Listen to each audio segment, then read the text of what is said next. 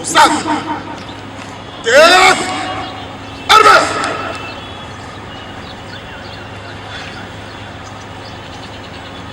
Armons. Pied. Repos. En prévision de la parade générale qui se tiendra dans les prochains jours, les commandants de l'unité de protection des institutions et hautes personnalités ad intérim de l'UPIHP, les conseils divisionnaires adjoints Kambale Ambassou a présidé ce lundi 25 mai 2026 une parade à l'intention des officiers supérieurs, subalternes, sous-officiers ainsi que les agents du groupe de garde de cette unité prestigieuse de la police. Dans son adresse, le commandant intérimaire de l'UPIHP a axé son intervention sur plusieurs points essentiels, notamment la discipline. Il a rappelé que tout policier a volontairement accepté de servir sous les drapeaux, qu'à ce titre, il doit se conformer strictement au règlement qui régit la police nationale congolaise. Il a souligné que la discipline demeure la boussole et la mère de la police, à laquelle tous les agents doivent se référer rigoureusement. Les conseils divisionnaires adjoints Kambale Ambassou a en outre fustigé le mauvais comportement des agents commis à l'endroit des autorités ainsi que les institutions du pays. Par ailleurs, il a rappelé les principales missions de l'unité de protection des institutions et hautes personnalités, notamment la protection des institutions et des hautes personnalités, la protection des personnes et de leurs biens, ainsi que le maintien et le rétablissement de l'ordre public. Les commandants de l'unité de protection des institutions hautes personnalités ont également expliqué les rôles de chaque groupe composant cette unité de la police. Par ailleurs, il a exhorté ces hommes à éviter l'ivresse publique pendant les heures de service et à promouvoir un esprit d'amour et de respect mutuel, chacun devant assumer correctement ses attributions qui lui sont confiées. Pour clôturer, les conseils divisionnaires adjoints Kambale Ambassou a instruit ces éléments placés sous sa responsabilité. Pour clôturer, les conseils divisionnaires adjoints Kambale Ambassou a instruit ces éléments placés sous sa responsabilité à respecter les mesures barrières afin de prévenir la propagation de la maladie à virus Ebola qui sévit actuellement. Bonjour les amis. Ok, je suis vraiment dans la joie. Je ne savais pas que je pouvais me trouver à ce objectif. Mais je tiens d'abord à remercier le commandant pour la sensibilisation de l'Afrique durant les 2 semaines. C'est vraiment formidable. Oui, participer de 5 concours. Vous avez pris au chef pour des âges même. Dans le PD, on va stopper le péto que ça a na félicité Badina Wana. Parce que c'est là qui va beaucoup aider. Plus de 13 ans, je ne comprends pas. Dans le niveau de PD, ça a été Badina. Mais mon aussi, il y a le ministre de l'Intérieur, la proposition de la commission générale, à joindre une signature d'Aïe pour la proposition. Ensemble dans la et c'est vous allez me dire, mais moi je tiens à vous féliciter. Donc, à la carte, il y a le qui n'a pas la parade. La parade, voilà. Ils allaient pour la moussa, la lac. La moussa, la lac. Les il y a pas la profité. Ils invité à battre Oyo, Bazar Kenya, pour la Dana Congo, sur le Tali Congo, et pour faire ça déjà une mission sans qu'ils battent les invités Oyo, la Congo, pour Koloto, pour la Moussala, les invités qui ont la institution, dans le pouvoir même le président de la République. Parce que dans le temps où on va dans la présidence de la République, on a pour ça, il y a Bino pour répondre à la gage, pour répondre à la mission aux alliés.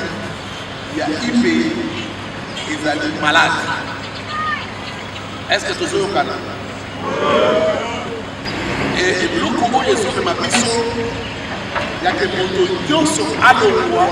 Na ba sous-commissariat aya awana pays des amis wana ya ba générateur ya ba recette c'est la même comme le cola idée oyo donc eza kodegarnir basu-commissariat et na non-respect ya procédure mpo moto azala affecté na unité mosusu omona moto azali awa tozokote epa na biso nzokande aza mpe na unité mosusu ya commissariat provinciale kuna naloba bomi kombo na ye to baefase kombo na ye na baliste te mais awa tozokote kuna mpe tozokote moyen ya komaîtrise baeffectif yango bien ezozala te à cause ya biloko wana bacause wana tokolatisa yango moto moko te me tokoloba kaka na bato ke tika makambo ya kozwa telefone koloba ke zwa leki na ngai wana tia ye esika boye batiaka policier esika te me baaffectaka nde policier officiellement par le commissaire général.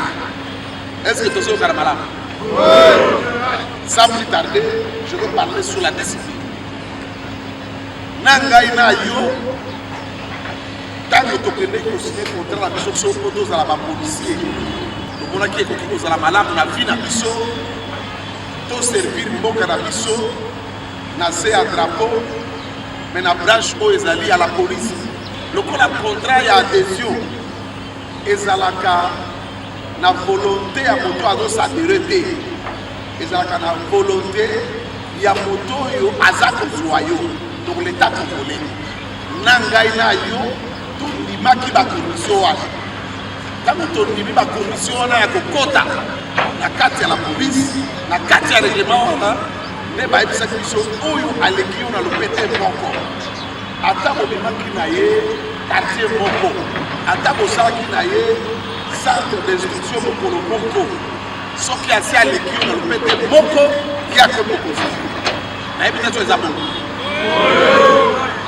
tokutaki yango tokoyoka makambo bareseau sociaux ekokoma te tokoyoka makambo bato bazoloba libanda te me tokoyoka bainstruction mpe baordre ya bakonzi na biso na parade eza te na se balobi bamonaki bakendeki te biso totiaka matoyo na makambo wana te na kati ya bakondition wana balobaki na ngai na yo za apolitique tokoki kokende koderange bango te babanda kotungisa mpe bakondition ya biso mpona oyo etali biso me biso tokotelema esika tozali mpe baordre nyonso ekokuta biso esika tozali l'état congolais eza na baobligation ya kosécurize bato na biloko na bango gouvernement akokaki ye moko kokende kosécurize bato wana te yango na kati ya makanisi ya législateur oyo asalaka makambo nyonso na koebisaka bazomi yango bainstitution oyo ezogere mboka alobaki gouvernement mpo yo obatela territoire na yo esengeli ozala na armée na yo mpo obatela population na yo esengeli ozala na polisi na yo nde gouvernement à travers biso aza trosi ke population na ye eza kobatelama malamu na nzela na biso ava exige na population na ye afuta bataxe biloko ndenge na ndenge lasi misolo oyo asombelaka biso bilamba mpe kofuta biso ekutaka alobi na biso tosécurize bango basala baaktivité bango na bango na kimia loko na kati ya baaktivité na bango mpe mosolo ekobima ya kosombela biso bilamba mpe salaire oyo biso tozwaka na suka ya sanza naza koforme yo oyo osalaka service extérieur te yo ezalaka obelini mpe esalemi okozalaka sikitelo nakolala pendant les heures de service okomela basaka te mais tozokaka wana nasukisi awa naza na posa ya motuna te kasi nalobi oyo ekoki me eloko ya motuya oyo tata ya bana nyonso akotia soki omoni manga eza ya kotela mingi eza etela na una nzete ifo kotala eske eza na bato boni oyo basi bamoni ke eza ya kotela cela veut dire oza yo moko te nde omoni yango eza ya kotela eza bato ebele bamoni yango eza ya kotela soki obeti libanga mpo ekweya bato bakoyela yango ebele mpo boyela yo na bango na suki wana